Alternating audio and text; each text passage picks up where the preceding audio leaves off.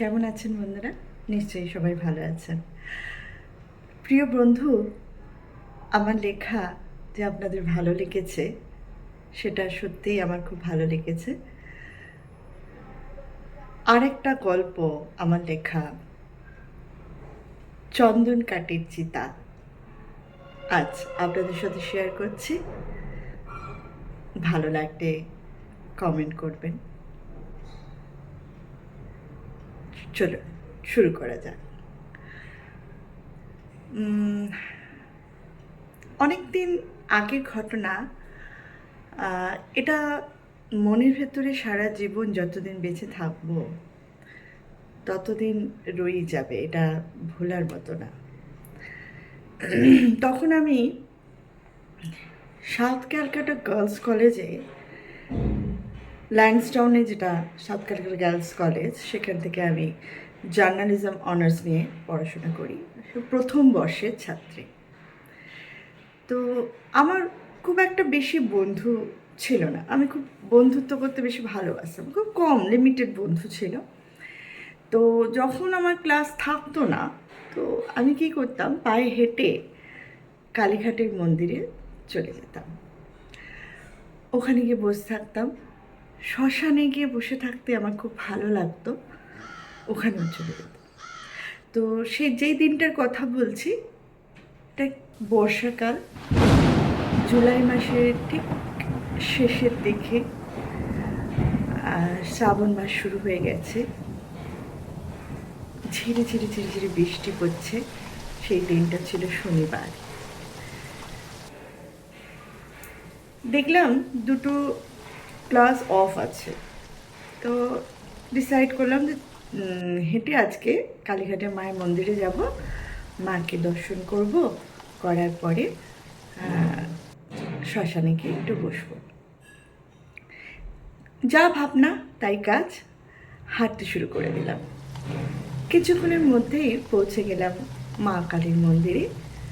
মাকে দর্শন করলাম, করে তারপরে ঢুকে গেলাম শ্মশানে।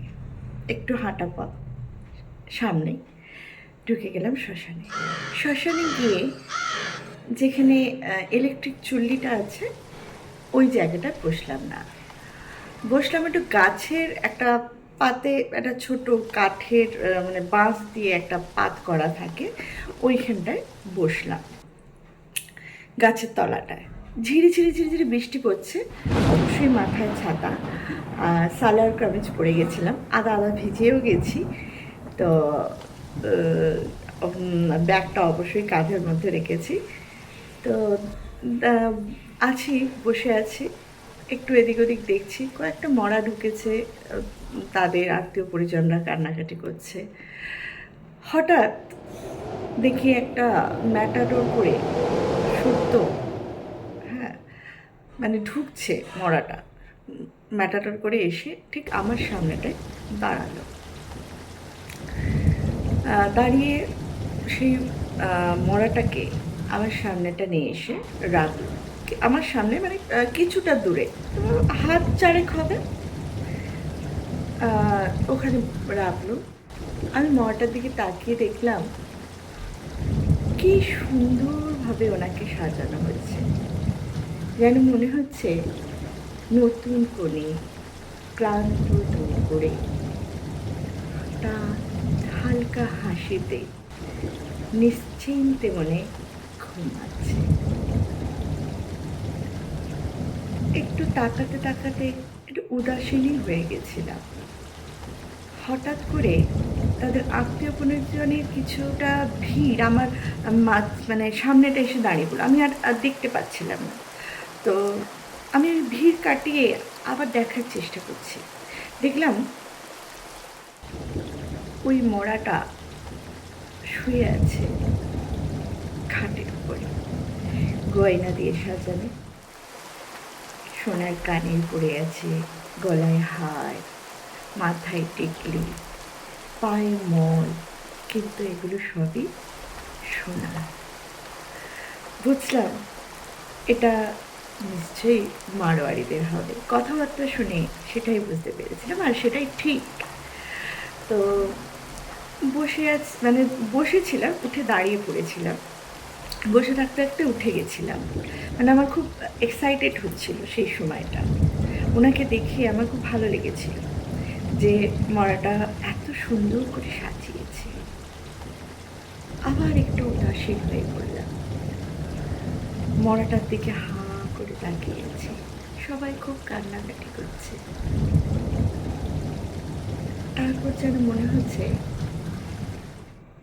মড়াটা শুয়ে নিশ্চিন্তে মনে আর তাকে কোনো কাজ করতে হবে না, সংসারের কোনো জ্বালা যন্ত্রণা তাকে আর পোহাতে হবে না। সব কিছু শেষ করে নিশ্চিন্তে মনে সে ঘুমিয়ে পড়েছে। ঠেলা দিলেও তাই সে আর উঠে দাঁড়াবে না।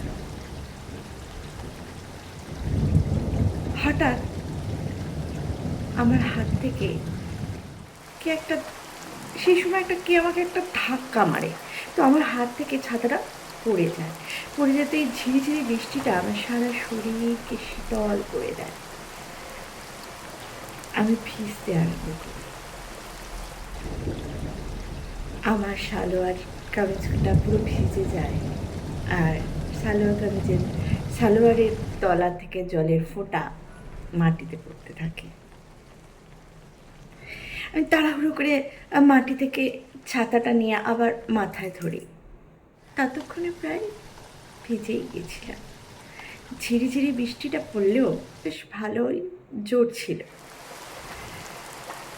দেখছি আমার সামনে আত্মীয় পরিজনের ভিড় হয়ে গেছে। আমি আর ওনাকে দেখতে পাচ্ছি না।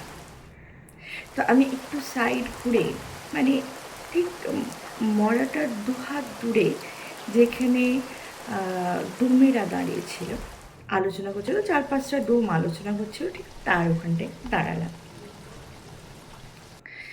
ডোমেদের সাথে আত্মীয় পরিজনের কথাবার্তা চলছে। ডোমেরা বলছে যে আপনারা ইলেকট্রিক চুল্লিতে জ্বালান, কিন্তু তার আত্মীয় পরিজনরা বলছে না, আমরা কাঠের চুল্লিতেই জ্বালাবো, আর চন্দন কাঠ থেকেই ওনার চিতা সাজানো হবে। তো অনেক করে বোঝালো, এবং ব্রাহ্মণেরাও সেই সময় চলে এসেছিল। প্রায় 6-7 জন ব্রাহ্মণ ছিল, গোনাগুনতি 6-7 জনই ছিল। তো তারাও বলছিল হ্যাঁ ঠিকই তো, কেননা বৃষ্টি পড়ছে, আপনারা এই চিতাতে যদি কাঠের চুল্লিতে দেন, কাঠের চিতাতে জ্বালান, তাহলে এটা জ্বলতে অনেক সময় লাগবে, কারণ কি বৃষ্টি পড়ছে। ইলেকট্রিক চুল্লিতে আপনার 45 মিনিট 1 ঘন্টার মধ্যেই কাজ হয়ে যাবে। বললো না, সকল পরিজনরাই একই কথা বলতে থাকলো যে কাঠের চিতাতেই ওনাকে পোড়ানো হবে। এরপরে কিছু ব্রাহ্মণরা এসে তাদের কাজকর্ম শুরু করে দেয়। 2টো ব্রাহ্মণ ছুটে চলে গেল নিজেদের সরঞ্জাম আনতে, যেসব পুজো আচ্ছা হবে। ওই মারোয়ারি তো মারোয়ারিদের একটা আলাদাই সিস্টেম আছে, ওনাদের যা রিচুয়াল আছে সেগুলো করছে। ডোমেরা ওখানে আলোচনা করছে, দেখ ভদ্রমহিলার গায়ে কত সোনার গয়না, শাড়িটা দেখ, বেনারসি শাড়ি পরে আছে, এই গয়নাগুলো আমরা নিয়ে নেব। আমি তখন ভাবছি, হায়, এই ভদ্রমহিলা জানতেও পারবে না, বুঝতেও পারবে না ওনার এতদিনের স্বাদের গয়নাগুলো ডোমেদের হাতে চলে যাবে। হায়, মানুষরা গয়না গাটি টাকা পয়সা দিয়ে কত লোভ করে, কত না কিছু বলে, ভাবে, ঝগড়া করে, অশান্তি করে, হিংসা করে, কিন্তু দেখো ওই যে শুয়ে থাকা মড়াটা, তার গা দিয়ে ছিনিয়ে নিয়ে যাওয়া গয়নাগুলো, শাড়িটা, সব কিছুই খুলে যাবে, কিন্তু আর সে না ঝগড়া করতে পারবে, না হিংসা করতে পারবে, কিছুই করতে পারবে না। শুধুই সে নিথর হবে, চুপ করে দেখতে থাকবে। ভাবতে ভাবতেই ব্রাহ্মণরা কাজ শুরু করে দিল, তাদের পুজো আচ্ছা। একটি ছেলে এগিয়ে এলো, সে মুখে আগ্নি করবে বলে। তার সাথে আরও দুটো ছেলে এগিয়ে এলো। আর একটা বয়স্ক মানুষ কিছুটা দূরে, মানে মরার কিছুটা দূরে হাউমাউ করে কাঁদতে থাকছে, মাঝে মধ্যেই মাথায় হাত দিয়ে চাপড়াচ্ছিল। সেটা আমি লক্ষ্য করছিলাম।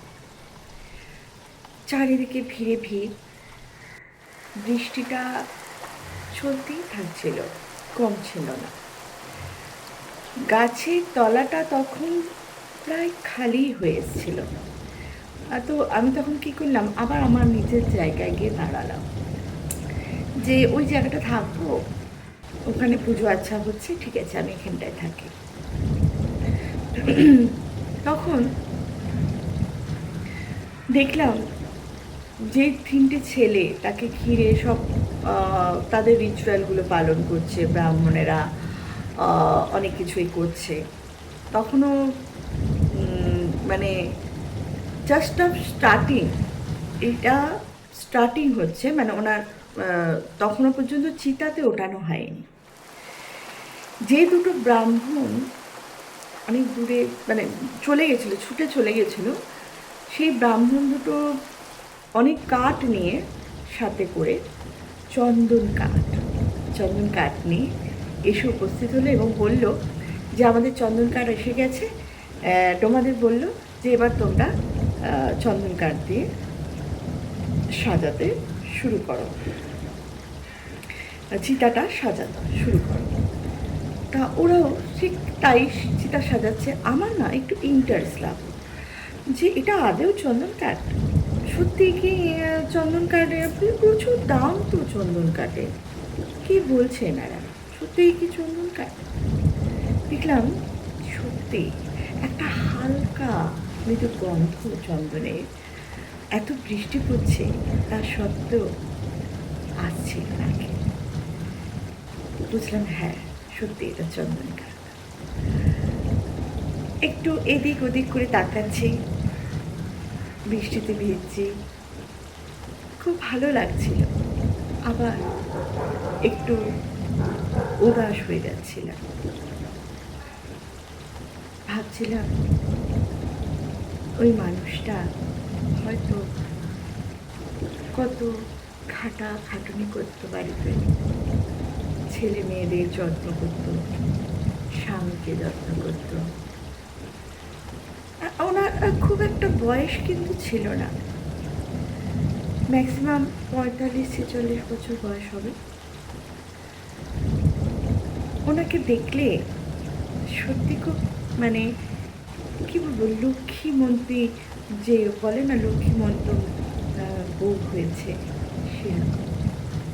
গরমটা খুবই সুন্দর ছিল, ফর্সা টুকটুকে, তার সব মধ্যে কপালে একটা লাল বড় টিপ পড়েছে, লাল টিপ খুব সুন্দর করে সাজিয়েছে, চন্দন দিয়ে পরিয়েছে, যেন নতুন কনের মতো লাগছে। আর চিতা তখন প্রায় শেষ, মানে চিতা সাজানো প্রায় শেষ হয়ে গেছিল। তো তখন ওনাকে নিয়ে যাওয়া হলো, চন্দন কাঠের চিতায় শোয়ানো হলো। এবার ব্রাহ্মণদের জোরে জোরে মন্ত্র পাঠ আরম্ভ হলো। সেই মন্ত্রগুলো তিনটে ছেলে মিলে বলতে লাগলো, তার চারপাশে ঘুরতে লাগলো। হঠাৎ করে আবার দুটো ব্রাহ্মণ ছুটে চলে গেল, গিয়ে কিছুক্ষণের মধ্যেই আবার ঊর্ধ্বশ্বাসে ফিরে এলো। তার সঙ্গে এলো আরও 4 জন লোক, তাদের হাতে, প্রত্যেকের হাতে একটা একটা করে এই দুটো করে টিন, ঘিয়ের টিন, একটা করে না, দুটো হাতে দুটো করে ঘিয়ের টিন নিয়ে চলে এলো। প্রায় 6টা ঘিয়ের টিন ছিল। সেই এই ঘিয়ের টেন থেকে ঘি বার করে তাদের রিচুয়াল চলতেই লাগলো, পুজো আচ্ছা চলতেই লাগলো। ডোমেরা অপেক্ষা করছিল কখন ওনাকে পোড়ানো হবে। হঠাৎ করে আমার খেয়াল পড়ল, আরে বৃষ্টি তো কমে গেছে। চট করে একটু ঘড়ির কাঁটাটা দেখে নিলাম যে কটা বাজে। দেখলাম এখন বাজে 2:20, শনিবারের বারবেলা 2:20। আবার উদাস হয়ে পড়লাম। ভাবলাম এই মানুষটা চন্দন কাঠের চিতায় শুয়ে আছে, তার কি ভালো লাগছে, তার কি মন্দ লাগছে, তাকে আর কেউ জিজ্ঞাসা করবে না, বা সেও কোনো উত্তর দিতে পারবে না, বলবে না যে এটা আমার ভালো লাগছে না, এটা নিয়ে চলে যাও, আমার এটা ভালো লাগছে না, আর সে বলবে না। সে ওখানে চুপটি করে নিথরভাবে শুয়ে আছে। এইভাবে উদাস হয়ে যখন ভাবতে লাগছি, তখন আবার কান্নার রোল শোনা যাচ্ছিল। প্রচণ্ড কান্নাকাটি।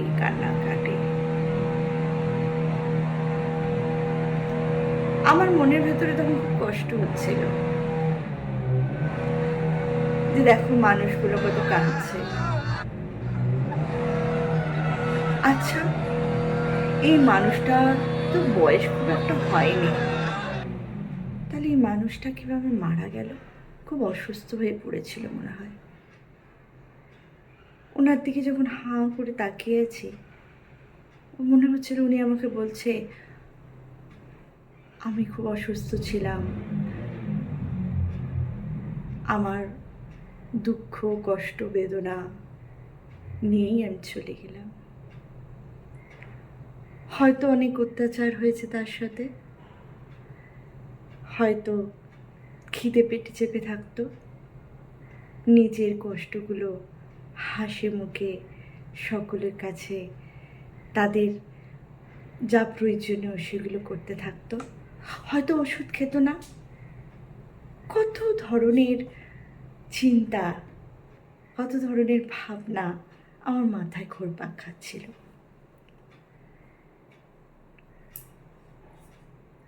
হঠাৎ ওই বুড়োটা খুব কান্নাকাটি আরম্ভ করল। তার যেন কিছু একটা চলে যাচ্ছে,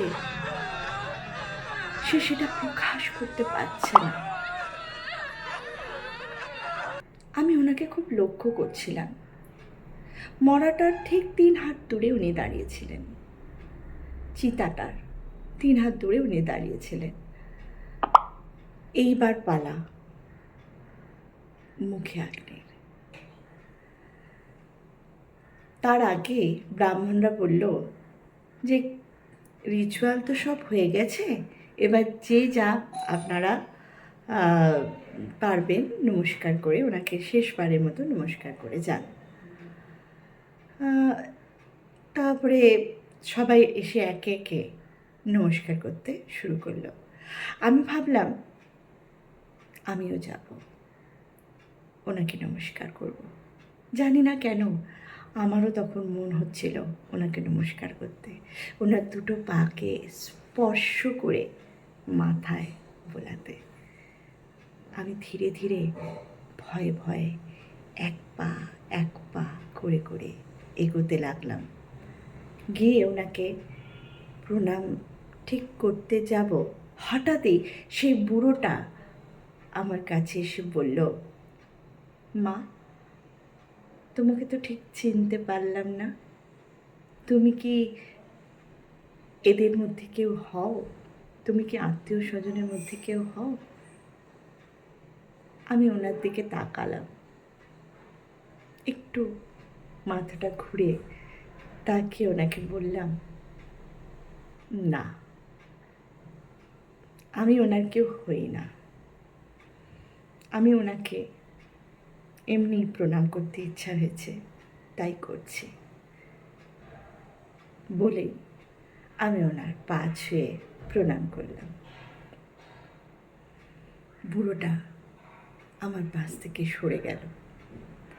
প্রণাম করে আমি আমার জায়গায় যেতে যাব, দেখলাম আবারও ওই জায়গাটা দখল হয়ে গেছে, ভিড় হয়ে গেছে। তো আমি চিতাটার ঠিক মাথার সাইডে দাঁড়িয়ে রইলাম। সবাই মোটামুটি প্রণাম টনাম করে নিল। নেওয়ার পরে এবার চিতাতে আগুন লাগানো হলো।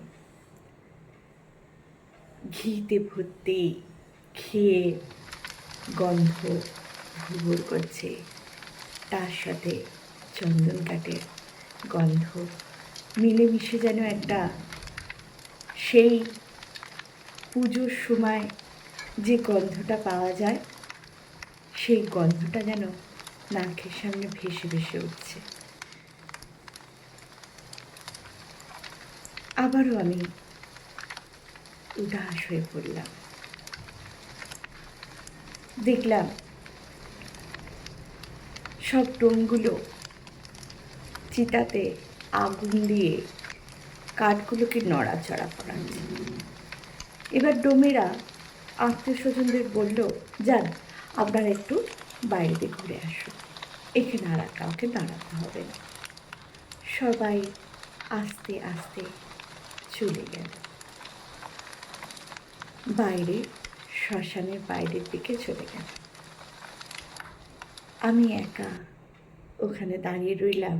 আর হ্যাঁ, সেই যে বুড়োটার কথা বলছি, সেই বুড়োটাও ওইখানে দাঁড়িয়ে রইল আর কাঁদছিল।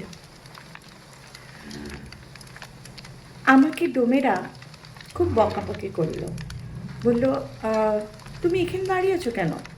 দেখছো না আগুন জ্বলছে? তুমি যাও, একটু সরে দাঁড়াও, নাহলে তোমার আগুনের হলকাটা তোমার গায়ে লাগবে। আমি সত্যিই আমার গায়ে আগুনের হলকাটা লাগছিল। হঠাৎ দৃষ্টিপাত করলাম, দেখলাম বৃষ্টিও কমে গেছে। আচ্ছা, ভালোই হলো, মরা পুরানোটা দেখা যাবে। তো আমি উৎসাহ সহ করে সেই আমার নিজের জায়গায় এসে দাঁড়ালাম, গাছের তলায়। কিন্তু আমার দৃষ্টিটা সেই বুড়োটার দিকে চলে গেল। উস্কো খুস্কো মাথা, সাদা খোঁচা খোঁচা দাড়ি, একটা সাদা আলখাল্লা পায়জামা পাঞ্জাবি পরে আছে, খালি পা, পাতে কাদা, বৃষ্টি কাদা জলে মাখা কাদা উড়ে গিয়ে পাগুলো কাদাকে হয়ে গেছে। আর সে কেটে যাচ্ছে। আমি ভাবছি যাব না যাব না, যাব, ওনার কাছে গিয়ে একটু কথা বলবো, ওনাকে একটু সান্ত্বনা দেব। আবার ভাবছি কি যদি মনে করে, কিছু যদি ভাবে, তাও যেন মনে হচ্ছিল যাই, যা ভাবা তাই করা। আস্তে আস্তে এগিয়ে গেলাম ওনার কাছে,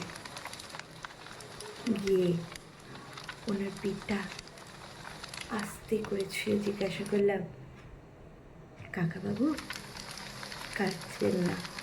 যে যাবার তো সে তো চলেই গেছে, শুধু মুখে রেখে হবে। আমাকে দেখে যেন আরও সে হাওয়া করে কাঁদতে শুরু করে দিল।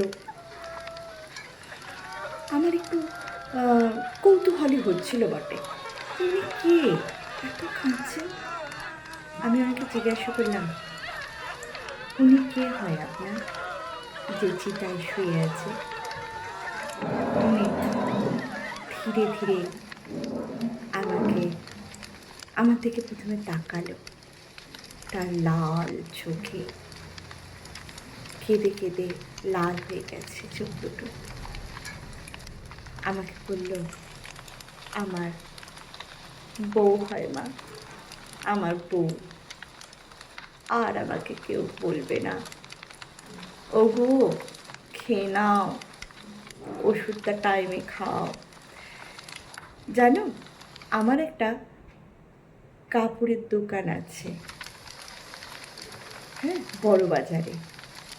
এটা আমাদের নামের পূর্বপুরুষের কাপড়ের দোকান। সেইখানে বাবা ছিলেন যতদিন উনি বেঁচে ছিলেন, এরপর আমি আছি, আমার পরে আবার আমাদের ছেলেরা থাকবে। আমি যখন কাপড়ের দোকানে থাকি, ফোন করে ঠিক জিজ্ঞাসা করতো, তুমি খেয়েছো, টাইমে খেয়েছো, তুমি ওষুধ খেয়েছো? আর তো আমাকে কেউ বলবে না সে কথা, আর কেউ বলবে না হায় রে কেন তুমি চলে গেলে। আমি বললাম, আচ্ছা ওনার কী হয়েছিল? কি মরণ রোগ ধরেছিল মা, মরণ রোগ, সবাইকে ছেড়ে চলে গেল। আমি বললাম, কাকাবাবু যা হয়েছে হয়েছে, আর কাঁদবেন না। হঠাৎ তার পায়ের দিকে তাকালাম, কাদামাখা পাগুলো ঘষছিল, হাত দুটো ঘষছিল। মনে হচ্ছিল যেন ওনার সাথে উনিও চলে যেতে চাইছে এই পৃথিবী ছেড়ে। তার হাতের বাঁ হাতের কুড়ি আঙুলের দিকে তাকিয়ে দেখি তার কুড়ি আঙুলটা অন্যান্য আঙুলের থেকে একটু ছোট। মাথা উস্কো ফুস্কো হয়ে আছে, মন মেজাজ ভালো নেই। সেই জন্য আমি আর কিছু কথা বাড়ালাম না। আমি আবার সাইড হয়ে উঠতে যাব, আমাকে বলল, তুমি বাইরে গেলে না মা ওদের সাথে, একটু চাটা। আমি বললাম, না কাকাবাবু, আমার সব কিচ্ছু লাগবে না, আপনি যান, একটু মুখে চোখে জল দিয়ে আসুন আর একটু কিছু খেয়ে আসুন। তখন সেই বুড়োটা আমাকে বলছে, না মা, আমি আমার পেটে কিছু চলবে না, আমার যে সব শেষ, আমার খাবার গলা দিয়ে পাবে না।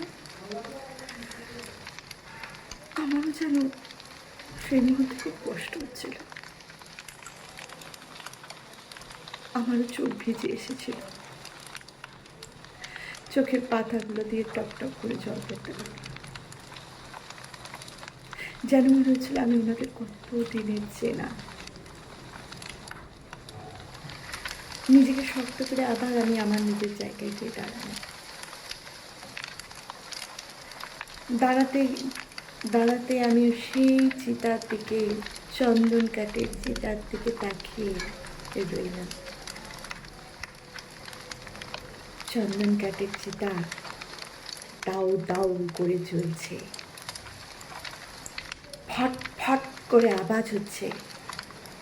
আর হঠাৎ করে দেখি একটা কাঠ দপ করে অনেকটা আমার কাছে এসে পড়ল।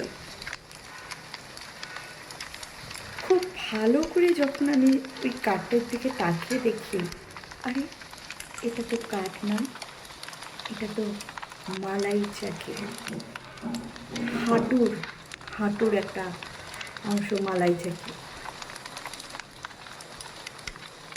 আবার দৌড়ে এসে সেটা ডোমেরা বেলছা দিয়ে তুলে নিয়ে গিয়ে চিতাতে দিয়ে দিল।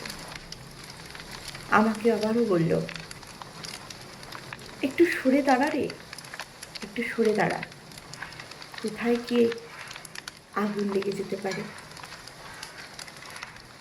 দাউ দাউ করে জ্বলছে আগুন, সেই সুন্দরী মায়ের মতো চিতাতে পুড়ে যাচ্ছে। হঠাৎ করে দেখি তার হাতটা ফট করে বেরিয়ে পড়ল চিতার থেকে। ডোমগুলো খুঁচিয়ে খুঁচিয়ে হাতটাকে ঢুকিয়ে দিচ্ছিল। হাতটা ঢুকিয়ে দেওয়ার পরে কাঠগুলোকে নিয়ে একটু নাড়াচাড়া করতে লাগলো। নাড়াচাড়া করতে করতে দেখতে দেখতে যেন আমি আবার হারিয়ে গেলাম ওই চিতার দিকে। হায় রে, সব শেষ, দামি পোশাক নেই। ও, একটা কথা তো বলতে ভুলেই গেছি, তার যে গয়নাগুলো ছিল সেই গয়নাগুলোকে খুলে নেওয়া হয়েছিল চিতার আগুন লাগানোর সময়। সেটা ডোমেরা শুধু নেয়নি, ব্রাহ্মণ আর ডোমেরা ভাগ করে নিল। এটাই ছিল সিদ্ধান্ত পরিজনদের, আত্মীয় পরিজনদের এটাই সিদ্ধান্ত ছিল।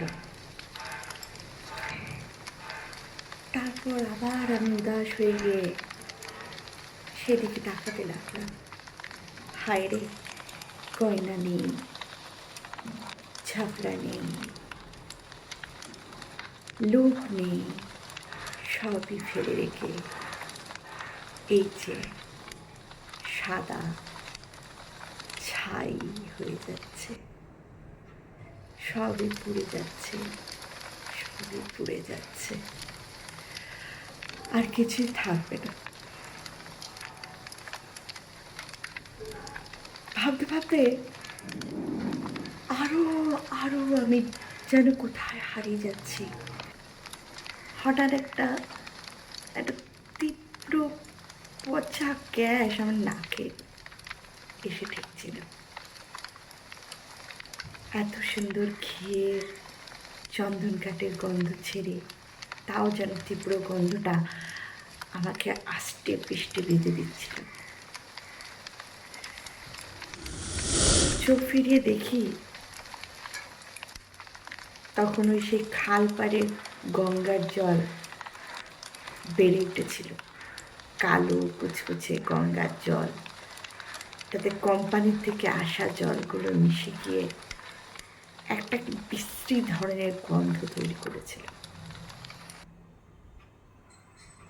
আবার আমার চোখ চন্দন কাঠের চিতার দিকে গেল। চন্দন কাঠের চিতা দাউ দাউ করে জ্বলছে, ঘি ঢালছে ডোমেরা, কাঠগুলো নড়াচড়া করছে। হঠাৎই দেখি একটা আগুনের হলকা মানুষের আকৃতি হয়ে ধীরে ধীরে উপর দিকে উঠে যাচ্ছিল। আমি হাঁ করে বড় বড় চোখ করে সেই দিকে তাকিয়ে থাকছি। দেখছি পুরো মানুষের আকৃতি আমার দিকে তাকিয়ে আছে, আমাকে বলছে বিদায়, বিদায়, বিদায়। ঠিক যেন ওই ঘুড়ি কাটলে যেরকম ঘুড়িটা যেরকম এলোমেলোভাবে আস্তে আস্তে ধীরে ধীরে আকাশে মিলিয়ে যায়, ঠিক একই রকম এই মানুষ আকৃতিটাও আগুনের মতো একটা সাদা কীরকম যেন একটা গোলা পুরো সাদা ছায়ের মতো হয়ে ঠিক ধোঁয়াশে ধোঁয়া ধোঁয়া ঠিক সাদা ধোঁয়া ধোঁয়া ঠিক মানুষের আকৃতি নিয়েছিল। সেইটা যেন ধীরে ধীরে আকাশে মিলিয়ে যেতে থাকছিল, ধীরে ধীরে মিলিয়ে যাচ্ছে। আমার চোখ সেখানেই পড়ে আছে। যত দূর না মিলিয়েছে তত দূর পর্যন্ত আমার চোখ সেখানেই ছিল। হঠাৎ যেন আমার পাগুলো ঠক ঠক ঠক করে কাঁপতে শুরু করলো। সারা শরীর যেন ঠান্ডা হয়ে আসছিল, চোখগুলো আস্তে আস্তে বুঝে আসছিল, গলাটা যেন শুকনো হয়ে আসছিল। আমি ধীরে ধীরে মাটির সাথে লুটিয়ে পড়লাম। কিছুক্ষণ পর আমার জ্ঞান ফিরল। আমি দেখলাম আমার চারিপাশে মানুষজন ভিড় করে দাঁড়িয়ে আছে। আর সেই বুড়োটা আমার মুখে চোখে জল দিচ্ছে, ছেটা মারছে, জলের ছেটা। আমি কাদা মাখা হয়ে পড়েছি, মাটিটা কাদা ছিল তো। আমার চোখ আমার ব্যাগটা খুঁজে বেড়াচ্ছিল। সঙ্গে সঙ্গে ব্যাগটা আমাকে এগিয়ে দিল কয়েকজন লোক, ছাতাটাও এগিয়ে দিয়েছিল। আমি ব্যাগটা পেয়েই আগে তাড়াতাড়ি করে আমার ব্যাগ থেকে জলটা বার করে ঠক ঠক ঠক ঠক করে খেতে লাগলাম, কারণ আমার গলাটা পুরো শুকনো হয়ে এসেছিল। সবার দিকে আমি হতাশার মতো তাকিয়ে রইলাম। সবাই আমাকে বলতে লাগলো, তোমার নাম কি, তুমি কোথা থেকে এসেছো, তোমার বাড়ি কোথায়, কেন এখানে তুমি এসেছো? আমার যেন সব প্রশ্নগুলো ভালো লাগছিল না। কারোর প্রশ্নের উত্তর আমি দিইনি। সে বুড়োটা আমাকে জিজ্ঞাসা করেছিল, মা তোমার এখন ভালো আছো তো, বাড়ি ফিরতে পারবে? আমি মাথা নেড়ে বলেছিলাম, হ্যাঁ। ধীরে ধীরে উঠে আস্তে আস্তে আবার সেই চন্দন কাঠের চিতাটার দিকে তাকাচ্ছি। ভয় লাগছিল সময়, খুব ভয় পেয়ে গেছিলাম আমি। ভয়ে ভয়ে চিতার দিকে তাকাচ্ছি, দেখলাম আর দাউ দাউ করে জ্বলছে না আগুন, দুপ দুপ করে জ্বলছে। সাদা কাঠগুলো সাদা আকৃতি ধারণ করেছে। আর কোনো দিকে না তাকিয়ে আমি তৎজলদি বেরিয়ে গেলাম শ্মশান থেকে। হাঁটতে হাঁটতে আবার আকাশের দিকে তাকালাম, দেখলাম সূর্য অস্ত হচ্ছে, তার একটা আলাদাই রূপ। লাল আবিরের রঙে গোধূলির রং রাঙিয়ে দিয়ে যাচ্ছে সূর্য। সেও বলছে আজকের মতো বিদায়। হাঁটতে হাঁটতে বাস স্টপেজের সামনে এসে চোখটা ঘড়ির কাঁটার দিকে বুলিয়ে নিলাম। দেখলাম এখন 6:10। 42-এর এ ধরবো, দাঁড়িয়ে রয়েছি বাস স্টপেজে। শরীরটা যেন ক্লান্ত লাগছে, দুর্বল হয়ে পড়েছি। কিছুক্ষণ পরেই বাস চলে এলো। বাসে উঠলাম, প্রচুর ভিড় ছিল সেদিনও। দাঁড়িয়ে দাঁড়িয়েই কিছুটা সময় যেতে হয়েছিল। খেদুরপুরে সিট খালি হতে তারপরে বসতে পেরেছিলাম। তারপরে গন্তব্যস্থলে স্টপেজে নেমে বাড়ি ফিরলাম। তখন প্রায় 7টা বেজে গেছে। মা বলল, কী রে এত দেরি হলো যে? আমি বললাম, ওই একটু হয়ে গেছে মা। গায়েতে সালোয়ার কামিজটা শুকিয়ে গেছে। তাড়াতাড়ি করে সালোয়ার কামিজটা ছেড়ে রাতের পোশাক পরে মাকে বললাম, খুব খিদে পেয়েছে মা, খাবারটা দিয়েই দাও। খাবার খাবার পর শুয়ে পড়লাম তাড়াতাড়ি।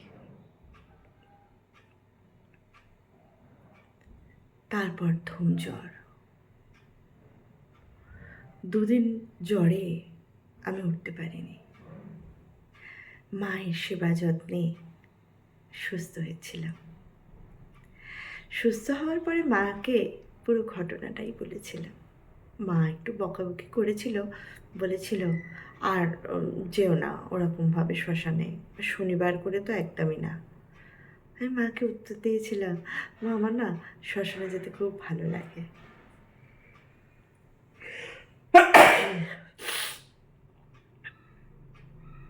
তো আজকের মতো এতটুকুই। অবশ্যই বলবেন কেমন লেগেছে। ভালো লাগলে কমেন্ট করবেন, লাইক করবেন। আরও নিজের অভিজ্ঞতা দিয়ে লেখা গল্প আপনাদের শোনাব। নমস্কার।